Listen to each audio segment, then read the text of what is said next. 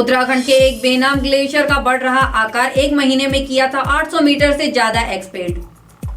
हल्द्वानी में सपा प्रत्याशी शोएब अहमद ने नामांकन लिया वापस, अब कांग्रेस बीजेपी में सीधा मुकाबला। जन्नत से कम नहीं उत्तरकाशी की फिजाएं, पर्यटन डेस्टिनेशन के रूप में होगा विकसित, 40 लाख रुपए रिलीज। नाबालिग ने युवक पर लगाया दुष्कर्म और धमकी देने का आरोप, आरोपी अब गिरफ्तार। उत्तरकाशी में दुर्घटनाग्रस्त हुआ पिकअप वाहन, 7 लोग घायल, 4 की हालत नाजुक। केदारनाथ धाम में भारी बर्फबारी से पुनर्निर्माण कार्य बंद, लौटने लगे मजदूर। नमस्कार, आप देख रहे हैं उत्तराखंड टाइम और मैं हूं आपके साथ अनुरागनी चौहान। खबरें अब विस्तार से। उत्तराखंड से ग्लेशियरों को लेकर खुशखबरी है। देश दुनिया में ग्लोबल वार्मिंग एक गंभीर समस्या बनती जा रही है, जिसके चलते ग्लेशियर तेजी से पिघल रहे हैं। लेकिन तेजी से पिघल रहे ग्लेशियरों के बीच कुछ ऐसे भी ग्लेशियर हैं जिनका दायरा लगातार बढ़ रहा है। दरअसल Wadia institute of Himalayan geology की एक रिपोर्ट के अनुसार उत्तराखंड के धौली गंगा बेसिन में मौजूद एक बेनाम ग्लेशियर अपने एरिया को एक्सपेंड कर रहा है। उच्च हिमालयी क्षेत्र में मौजूद लगातार सभी ग्लेशियर तो पिघल रहे हैं, लेकिन एक ग्लेशियर का आकार मात्र एक महीने में करीब 863 मीटर बढ़ गया है। साथ ही उसका एरिया साल दर साल बढ़ता ही जा रहा है।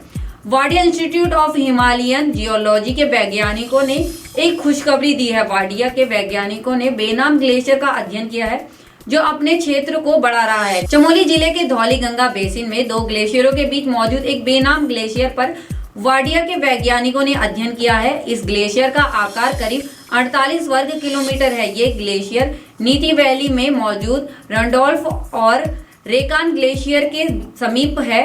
समुद्र तल से इस ग्लेशियर की ऊंचाई करीब 6550 मीटर है।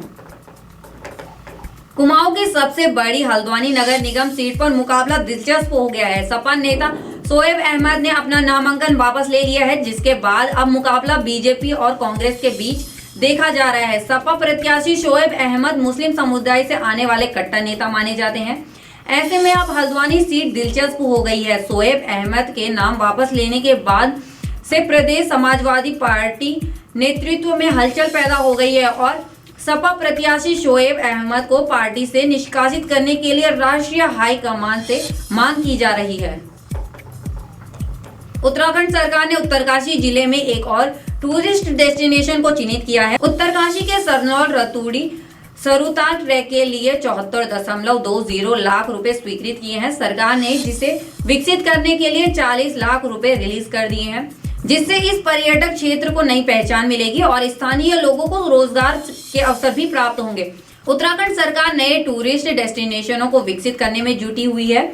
उत्तरकाशी जिला पर्यटन के लिहाज से खास महत्व रखता है। यहाँ कई ऐसे पर्यटक स्थल हैं जहाँ साल भर सैलानियों का तांता लगा रहता है, लेकिन सीमांत जिला होने के कारण यहाँ बुनियादी सुविधाओं का अभाव है। लेकिन सरकार ने अब इस दिशा में कदम बढ़ाने शुरू कर दिए हैं। उत्तराखंड सरकार ने सरनौल रतूड़ी सरुताल ट्रैक के लिए 74.20 लाख रुपए स्वीकृत किए हैं। साथ ही 40 लाख रुपए रिलीज कर दिए हैं, जिससे उत्तरकाशी जिले के ट्रैकिंग मार्ग की मरम्मत, रेंज शेल्टर और कैंपिंग शेड निर्माण किए जाएंगे।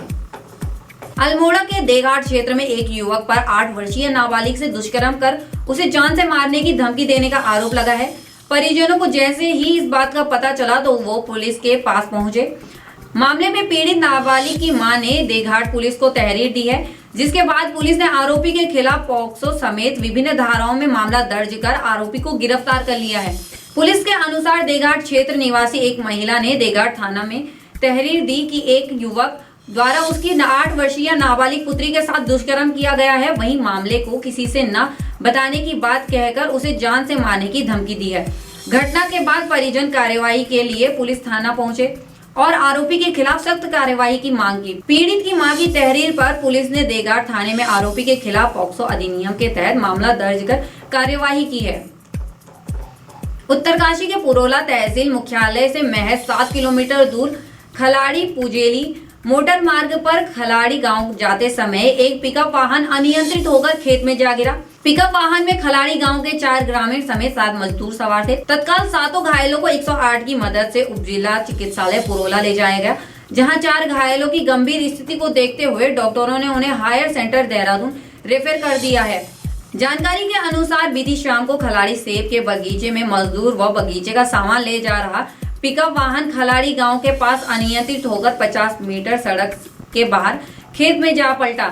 हादसे में 7 लोग घायल हो गए, जिनमें से 4 की गंभीर स्थिति को देखते हुए डॉक्टरों ने उन्हें हायर सेंटर रेफर कर दिया है। विश्व प्रसिद्ध केदारनाथ धाम में चल रहे पुनर्निर्माण कार्य में भारी बर्फबारी होने के कारण फिलहाल कार्य को रोक दिया गया है। धाम में लगभग 3 फीट तक बर्फ जमी हुई है, जिस कारण अभी धाम में कार्य हो पाना संभव नहीं है। साथ ही बर्फबारी के कारण धाम में ठंड भी अत्यधिक पड़ रही है। यहाँ लगातार अब रुक रुक कर बर्फबारी हो रही है। कार्य में जुटे मजदूर भी वापस लौट रहे हैं। कुछ मजदूर जो धाम में मौजूद हैं वो भी 1-2 दिन में वापस लौट आएंगे। बाकी की तमाम खबरों के लिए बने रहें उत्तराखंड टाइम पर। धन्यवाद।